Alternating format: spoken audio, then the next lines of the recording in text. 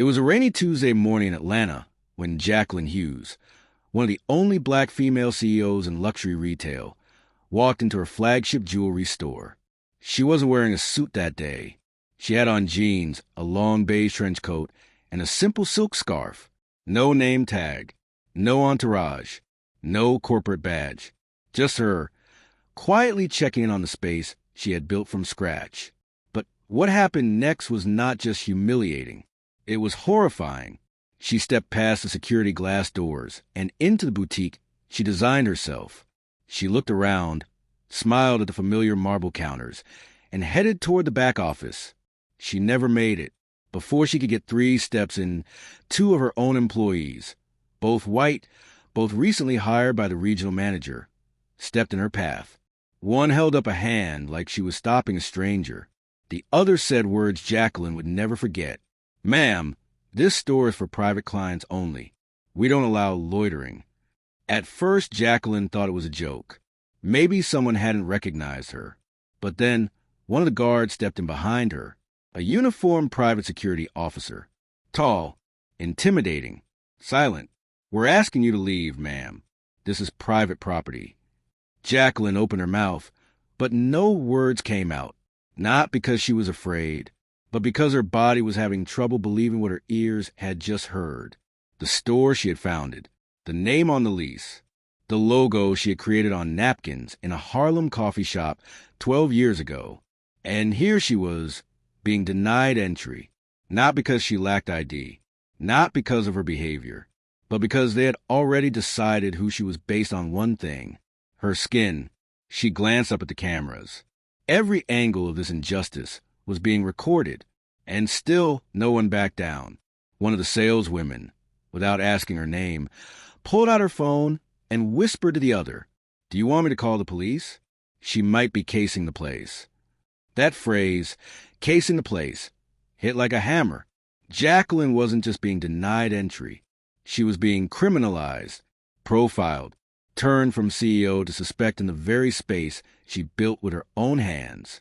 Her throat tightened, but she didn't raise her voice. She pulled out her phone, not to threaten, but to document. If they were going to humiliate her, the world was going to see it happen. Jacqueline asked calmly, "Can I speak to manager on duty?" The older of the 2 saleswomen scoffed. "Why? You have a complaint about being told to leave?" The manager on duty was new, hired just 3 weeks prior. He finally emerged from the back, clipboard in hand, clearly annoyed. The moment he saw Jacqueline, his face fell. "Oh my God! Miss Hughes!" The room fell silent. The guards froze. The 2 saleswomen turned pale.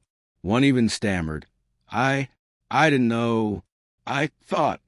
But Jacqueline wasn't interested in apologies. She didn't need them to grovel. She needed them to understand. The silence in the store was suffocating. The manager, clearly panicked, began stammering excuses. "They're new. They didn't recognize you. I was informed you'd be visiting today."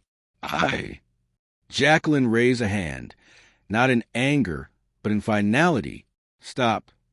Everyone froze. You don't need to explain what just happened. You need to explain why it keeps happening. She didn't raise her voice. She didn't lash out. She let the silence speak for itself. This wasn't just about one store. It wasn't just about 2 employees. This was about the disease of assumption, of implicit bias, of the casual racism that lived in the corners of places built by black excellence. Jacqueline turned toward the security guard, who had followed her to the door. "Would you have removed a white man in jeans from the store? Would you have asked him if he was casing the place?" The guard said nothing, because there was nothing he could say. Later that afternoon, Jacqueline called an emergency board meeting. Not over Zoom, not in some stuffy conference room, but inside the same boutique where the incident occurred. She wanted everyone to see it, to feel the weight of that marble floor, to breathe the air where dignity had been stripped. The board, mostly older white men, looked deeply uncomfortable. "I built this company to reflect excellence," she said, "not just in product, but in people. That vision does not include profiling our own." Then she pulled up the surveillance footage, minute by minute, frame by frame, every painful second. played in full color. No one spoke, until one board member, a veteran investor from New York, said flatly, "This is a lawsuit waiting to happen." Jacqueline turned to him. "No, this is already a lawsuit that's happened to millions of Black Americans, every single day. The only difference is I have the power to do something about it." Within 24 hours, both saleswomen were terminated, not as a PR stunt, not to protect profits, but because, as Jacqueline put it, they didn't just fail the brand, they failed humanity. The regional hiring manager was placed on leave pending an internal bias review. Jacqueline didn't stop there. She instituted a mandatory anti-bias training initiative across every one of her luxury retail locations. Over 80 stores in 14 states. Not optional, not performative, required. And for the first time, the corporate handbook included a clause titled, "Misidentification of executives and clients based on appearance with real consequences." Because Jacqueline knew this wasn't just about her. It was about every Black woman who had been doubted in her own space, every entrepreneur who had been questioned in the boardroom they paid for, every customer who had been followed instead of welcomed. When news of the incident leaked, thanks to a quietly shared video snippet on social media, the internet exploded. Some people couldn't believe it. How do you not recognize your own CEO? Others didn't even blink.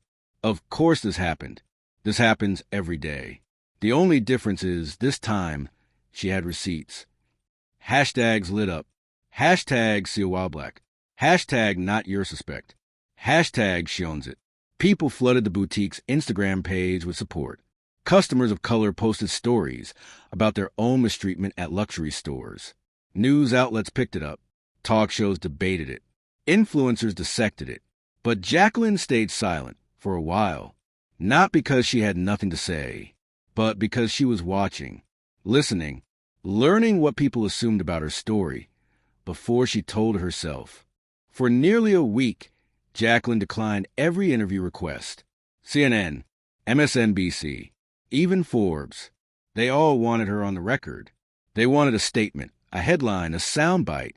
But Jacqueline knew the truth didn't need to be squeezed into 15 seconds. She wasn't interested in sympathy. She wasn't interested in becoming a trending topic. She was interested in systems, patterns, consequences. Then, one Thursday morning, she published a single Instagram post. It was a black and white photo of her standing outside her store, arms crossed, unsmiling. The caption was just 6 words. "I was mistaken for the help." That was it, and the world erupted. Within hours, major brands started posting their own solidarity statements. Some praised Jacqueline. Some tried to distance themselves from the issue. But others, more quietly, began scrubbing their hiring policies, rereading their own incident reports, and reconsidering who they had in leadership. Because Jacqueline hadn't just embarrassed a store. She had embarrassed an industry that profited off the image of Black luxury, but rarely let Black people run it. Executives whisper behind closed doors. If this could happen to her, how many times has it happened to a client? And we didn't even know. Brands began reaching out, not for damage control, but for change management. They wanted Jacqueline's consulting firm. They wanted her voice at their tables. They wanted to say they were working with a woman who turned a racist incident into a corporate reckoning. But behind the scenes, Jacqueline was struggling, not because she was afraid, but because she was tired. Tired of having to explain. Tired of having to prove her identity in every room she entered. Tired of being told, "You don't look like a CEO," as if power came with a skin tone. Her assistant found her one day, head down on her desk, tears soaking a printed copy of the store's customer feedback forms. One form had circled her name in red ink with a note scribbled in margin. "I didn't know Black people could afford to own a store like this." Jacqueline didn't cry because she was sad. She cried because of how familiar that sentence felt, because she'd heard versions of it her whole life. In an unexpected move, Jacqueline chose not to sue her own company, not because she didn't have a case, but because she wanted to set a different precedent. She didn't want justice from the courts. She wanted justice from within. Instead of settlement, she created a scholarship fund in the name of every woman who had ever been mistaken for the help. She began funding entrepreneurship programs for Black and brown women entering luxury retail. She made sure that every new hire at every level underwent racial empathy education, not just diversity training. We don't need performative policies, she told her team. We need people who actually give a damn. And most importantly, she changed the internal architecture of power at her company. She elevated women of color. She promoted from within. She built pipelines, not walls. Jacqueline's story didn't just go viral. It became a symbol. She was no longer just a CEO. She became a case study in every university business class, a reference in every corporate inclusivity seminar, an icon in every Black professional networking event. What happened to her had exposed a truth too often buried, that even power, when worn by a Black woman, is often invisible to those who don't expect to see it. Her story was dissected in op-eds and editorials. Some praised her restraint. Others questioned why she hadn't retaliated more publicly. But Jacqueline didn't care about the optics. She cared about the message. Because for every person who told her she handled it gracefully, there were thousands of others who were still being denied, still being profiled, and still being silenced without the platform she had. She wasn't interested in being a headline. She wanted to be a movement. 3 months later, Jacqueline returned to that same boutique. This time, she didn't come quietly. She didn't wear jeans. She came in full CEO fashion, a sharp black power suit, custom gold jewelry from her own line, and heels that echoed on the marble floor like thunder. But it wasn't for revenge. It was to speak. The boutique had closed early. Chairs were arranged for staff. Cameras rolled quietly in the back. The full team, from part-time assistants to regional directors, were seated. Jacqueline stepped to front. What happened to me here wasn't the worst thing that's ever happened to a Black woman in America, but it was a mirror, and too many of you looked into that mirror and looked away. She paused. I'm not here to make you feel comfortable. I'm here to make you see clearly. Because if you can't recognize the woman who signed your paycheck, how many customers have you failed to see with the same eyes? No one said a word. Today, Jacqueline's company is bigger than ever.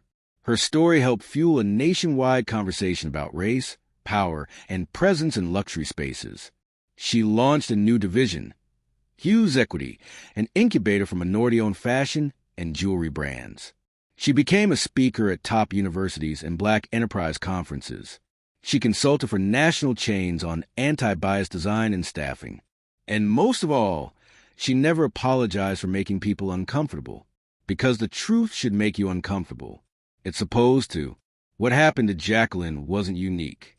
What was unique was that she had the courage to turn her humiliation into a hammer, not to destroy, but to rebuild, not to shame, but to teach, not to punish, but to prevent.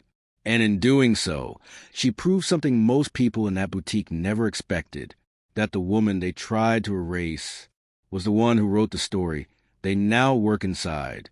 Like my video and subscribe to my channel for more daily videos.